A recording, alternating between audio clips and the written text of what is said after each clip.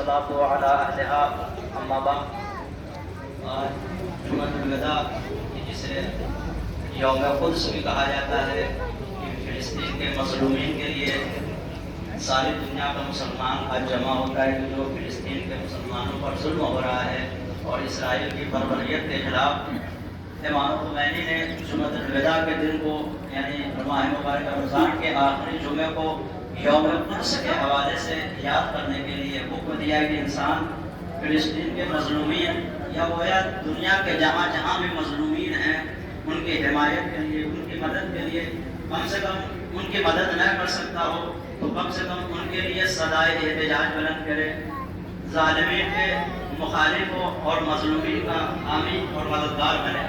تو اسی سلسلے سے آپ سب یہاں جمع ہیں کہ آج یوم قدس ہے، انشاءاللہ علماء کرام کے بیانات ہوں گے، بس مختصر چند منٹ علماء کرام اس سلسلے سے گفتگو کریں گے، آپ حضرات بغور سنیں کہ علماء کرام کیا فرما رہے ہیں۔ میں گزارش کرتا ہوں ڈاکٹر طلعت صاحب سے کہ اپنے بیانات سے مستفید فرمائیں۔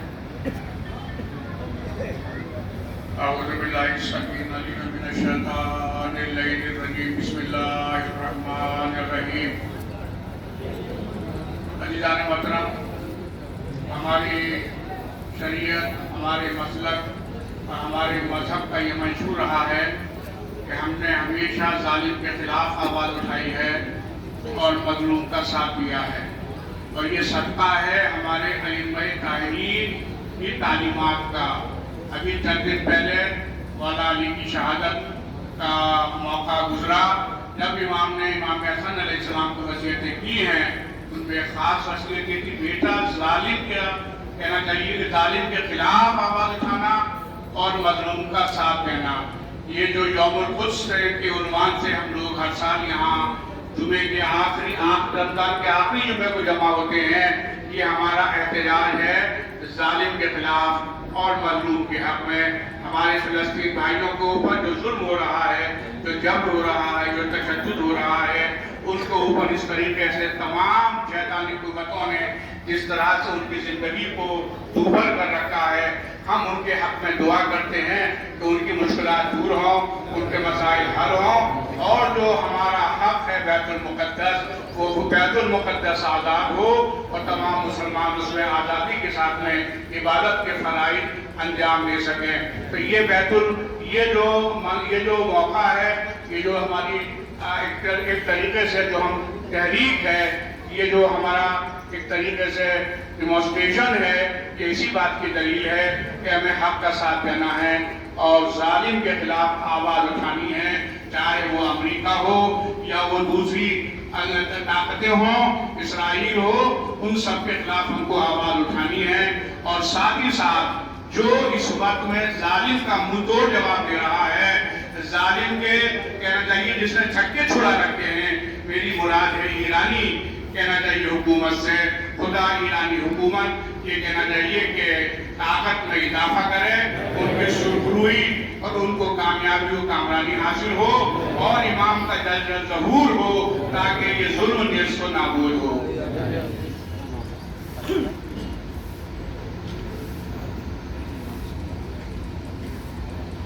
اعوذ باللہ من الشیطان الرجیم، بسم اللہ الرحمن الرحیم۔ ومن يعظم شعائر اللہ فإنها من تقوى القلوب۔ پروردگار عالم قرآن مجید کی اس آیت میں ارشاد فرما رہا ہے کہ شاعر الہی کی عظمت کو جانو، اس کا احترام کرو۔ جس طریقے سے آپ نے دیکھا ہوگا کہ حج کے موقع پر حاجی جب جاتے ہیں تو یاد میں صفا اور مروہ کے درمیان چکر لگاتے ہیں، یہ کیا ہے؟ شاعر الہی میں سے ہے۔ جس طریقے سے مینا میں قربانی کو انجام دیتے ہیں، یہ شاعر الہی میں سے ہے۔ اہل بیت کا ذکر کرنا اور ان پر رونا اور ان پر گریہ کرنا، یہ سب شاعر الہی میں سے ہیں۔ تو جب یہ تمام تر چیزیں شاعر الہی میں سے ہیں تو یہ بیت المقدس کی یاد منانا اور اس کی حفاظت کے لیے آواز کو بلند کرنا، یہ بھی شاعر الہی میں سے ہے، اور ہم سب پر یہ واجب ہے اور ضروری ہے اور فرض ہے کہ ہم اس کے بقا کے لیے اور اس کی حفاظت کے لیے اور اس کے محفوظ رہنے کے لیے، اور تمام تر جہاں جہاں پر بھی مسلمان ہیں ان کی حفاظت کے لیے، ان کی بقا کے لیے ہر موقع پر اسی طریقے سے جمع ہوں اور ان کی حفاظت کے لیے آواز کو بلند کرتے رہیں۔ اور دوسری جگہ پر قرآن مجید میں یہ بھی ارشاد ہے، بسم اللہ الرحمن الرحیم، وَمَن لَّمْ يَحْكُم بِمَا أَنزَلَ اللَّهُ فَأُولَٰئِكَ هُمُ الظَّالِمُونَ وَمَن لَّمْ يَحْكُم بِمَا أَنزَلَ اللَّهُ فَأُولَٰئِكَ هُمُ الْكَافِرُونَ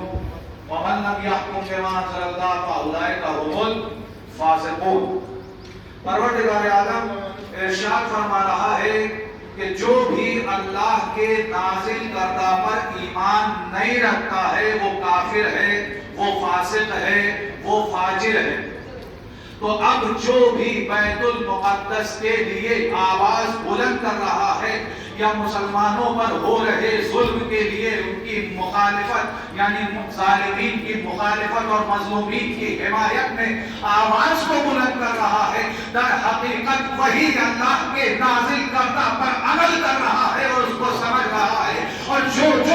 آواز کو بلند نہیں کر رہا ہے، بھلے ہی 57 ممالک اسلامی ممالک کہلاتے رہے، لیکن در حقیقت یہ اس پر کھڑے نہیں اتر رہے ہیں، یعنی یہ دعویٰ تو کر رہے ہیں کہ ہم قرآن پر عمل کرتے ہیں، ہم اللہ کے نازل کردہ پر عمل کرتے ہیں، لیکن در حقیقت یہ خاموشی بیان کر رہی ہے کہ نہ انہوں نے قرآن کو سمجھا ہے، نہ انہوں نے اللہ کو سمجھا ہے، نہ انہوں نے رسول کو سمجھا ہے، نہ انہوں نے اہل بیت کو سمجھا ہے۔ یہی وجہ ہے کہ اگر ظلم کے خلاف کوئی ایک کنٹری کھڑی نظر آ رہی ہے تو وہ علی کے لال، علی ابن ابی طالب کے لال اور ان کے چاہنے والے ایران میں کنٹری ہے کہ جو ظلم کی مخالفت کھڑی کرتی نظر آ رہی ہے۔ یہی وجہ ہے کہ آج دنیا کے تمام تر لوگ اور تمام تر ممالک اس بات کو تسلیم کرنے پر راضی ہو گئے ہیں کہ ہاں، فقط اگر کسی کے اندر کوئی شجاعت پائی جاتی ہے، کسی کے اندر کوئی طاقت و قوت پائی جاتی ہے، کوئی مردانگی پائی جاتی ہے،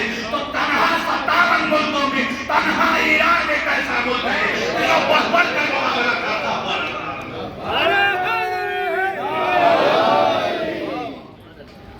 تنہا ایران ہے کہ جو صرف ایسا نہیں کہ وہ فلسطین کے لیے آواز کو بلند کر رہا ہے، نہیں، بلکہ جہاں جہاں پر بھی ظلم ہو رہا ہے یہی ایک ایران ہے کہ جو آگے بڑھ کر مظلوموں کی حمایت کرتا ہوا نظر آتا ہے۔ یہی ایک ملک ہے کہ جو ظالمین کی مخالفت کرتا ہوا نظر آتا ہے۔ اور کیوں نہ کرے، یہ ایران ہو یا ہم تمام تر شیعان حیدر کرار ہو،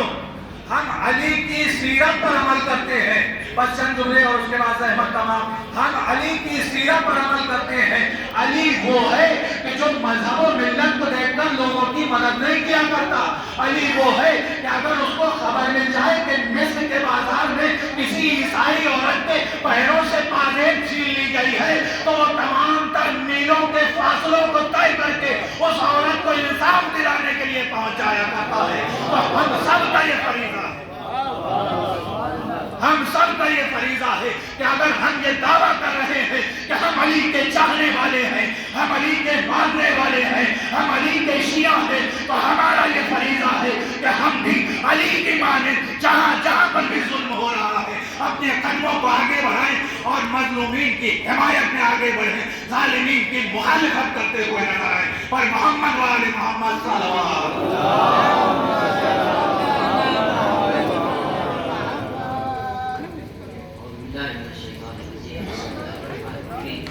إن الله وملائكته يصلون على النبي يا أيها الذين آمنوا صلوا عليه وسلموا تسليما۔ وبعد قال الله تعالى في كتابه الكريم وقوله الحق بسم الله الرحمن الرحيم وتعاونوا على البر والتقوى ولا تعاونوا على الإثم والعدوان واتقوا الله إن الله شديد العقاب۔ پروردگار سورہ مائدہ کی آیت نمبر 2 میں یہ ارشاد فرماتا ہوا نظر آ رہا ہے کہ تم ایک دوسرے کی مدد برائی میں اور ایک دوسرے کی مدد برائی میں نہ کرو بلکہ ایک دوسرے کی مدد نیکی میں کرو اور تقوی اللہ کا اختیار کرو اور بے شک پروردگار سخت حساب کتاب اور انتقام لینے والا ہے۔ یہ تو جب ہم معاشرہ اور سوسائٹی کو نظر کرتے ہیں تو ہم یہ پاتے ہیں کہ اس دنیا میں دو قسم کے لوگ کم از کم پائے جاتے ہیں، ایک ظالم اور دوسرے مظلوم۔ اور آپ کو یہ بھی نظر آ جائے گا کہ کچھ لوگ ایک دوسرے کی مدد کرتے ہوئے نظر آتے ہیں۔ اگر ہم ظالمین کی مدد کرتے ہوئے نظر آئیں گے تو ہمارا شمار ظالموں میں سے ہو جائے گا، لہذا ہمیں ان کے برعکس ان کی مدد کرنا چاہیے جو نیک لوگ ہیں یا جن کے اوپر ظلم ہو رہا ہے۔ اور اسی کو مد نظر رکھتے ہوئے حضرت امام خمینی رحمۃ اللہ علیہ نے ایران کے انقلاب لانے کے بعد سن 1979 میں سب سے پہلے جو کام کیا تھا وہ یہ تھا کہ جہاں جہاں بھی مظلومین پائے جاتے ہیں ان کی مدد کی جائے، اور بالخصوص بیت المقدس جو ظالموں کے جنگل میں بسا ہوا ہے اسے آزاد کیا جائے، اور جو فلسطین کے مسلمانوں پر ظلم و ستم اور بربریت ڈھائی جا رہی ہے ان کے خلاف آواز بلند کیا جائے، جو ان کے اوپر ظلم ڈھا رہے ہیں، ظلم و ستم کر رہے ہیں۔ لہذا امام خمینی رحمۃ اللہ علیہ نے بیت المقدس کی آزادی کے لیے ماہ رمضان المبارک کے آخری جمعے کو روز قدس یعنی یوم القدس کے نام سے یاد کیا، اور یہ صرف یہی وجہ نہیں تھی بلکہ چونکہ ہم اہل بیت علیہ السلام کے چاہنے والے ہیں، شریعت اسلامیہ پر عمل کرنے والے ہیں، اور ہم سے بہتر کون عمل کر رہا ہے، یہ چیز امر بالمعروف اور نہی عن المنکر بھی کہلاتی ہے کہ تمہیں یہ حق بنتا ہے کہ کہیں پر ظلم کرتے ہوئے دیکھو، کسی ظالم کو ظلم کرتے ہوئے دیکھو تو تمہیں اس کے خلاف قیام کرنا چاہیے۔ اور اس کی سیدھی اور سادی سی مثال امام حسین علیہ السلام کا قیام آپ لوگوں کی نظروں کے سامنے ہے۔ اور اسی طریقے سے اس وجہ سے بھی کہا کہ بیت المقدس کو آزاد ہو جانا چاہیے کیونکہ ہمارا قبلہ اول ہے۔ دوسرا یہ ہے کہ وہیں سے رسول اللہ صلی اللہ علیہ وآلہ وسلم نے ساتواں آسمان کی معراج کو طے کیا تھا، جیسا کہ یہ معراج مکے کی سرزمین سے شروع ہوئی تھی اور مسجد اقصی تک گئی تھی، اور وہاں سے پھر 7ویں آسمان تک گئے تھے، اور پروردگار نے ارشاد فرمایا کہ سبحان الذی اسریٰ بعبدہ لیلا من المسجد الحرام الی المسجد الاقصی، بیت المقدس کو مسجد اقصی بھی کہا جاتا ہے۔ اور آپ تمام حضرات باخبر ہیں کہ یہ ابھی بھی اسرائیل کے جنگل میں بسی ہوئی ہے، اس کے قبضے میں ہے، لہذا اس کی آزادی کے لیے ہمیں صدائے احتجاج بلند کرنا چاہیے۔ اور یہ ہمارا طور امتیاز رہا ہے کہ ہم مولا علی بن ابی طالب علیہ السلام کی وصیت پر عمل کرتے ہوئے کہ آپ نے یہ ارشاد فرمایا تھا کہ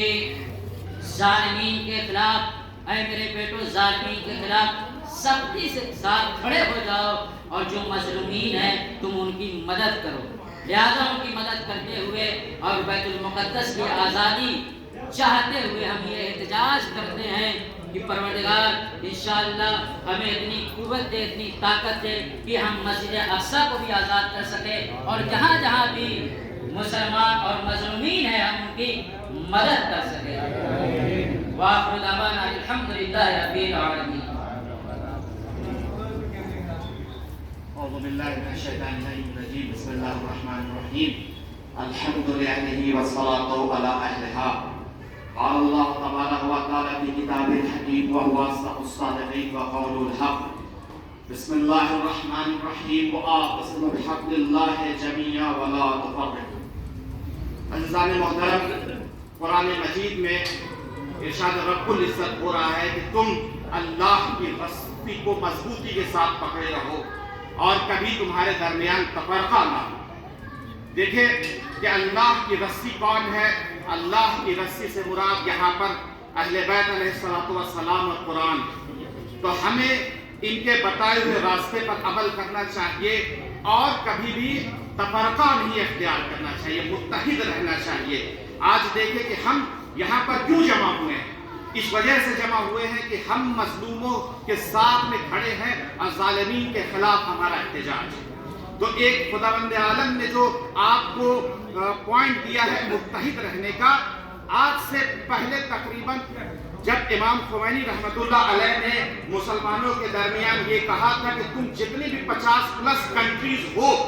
اگر ایک ایک بالٹی پانی اسرائیل پر ڈالو گے تو وہ فنا ہو جائے گا۔ عزیزان محترم، دیکھیں کہ ہم اگر متحد رہیں گے تو ہمارا کوئی بال بھی باقا نہیں کر پائے گا۔ ہمارا یہاں پر سب سے بڑا فریضہ یہ ہے کہ ہماری قوم و ملت جو ہے متحد رہنی چاہیے۔ اگر آج چھوٹی سی میں مثال دے رہا ہوں، تقریریں ہو چکی، بس چھوٹی سی یہ بات کہ اگر آج آپ جو ہے اسرائیلی پروڈکٹ اور امریکی پروڈکٹ اور صہیونیوں کے پروڈکٹ کا بائیکاٹ کرتے ہوئے نظر آئیں گے تو ان کی کمر ٹوٹ جائے گی، ان کا مال جو ہے وہ نیچے آ جائے گا اور ان کی اکانومی ایک دم نیچے آ جائے گی۔ تو ہم یہ یہاں پر کیا کہتے ہیں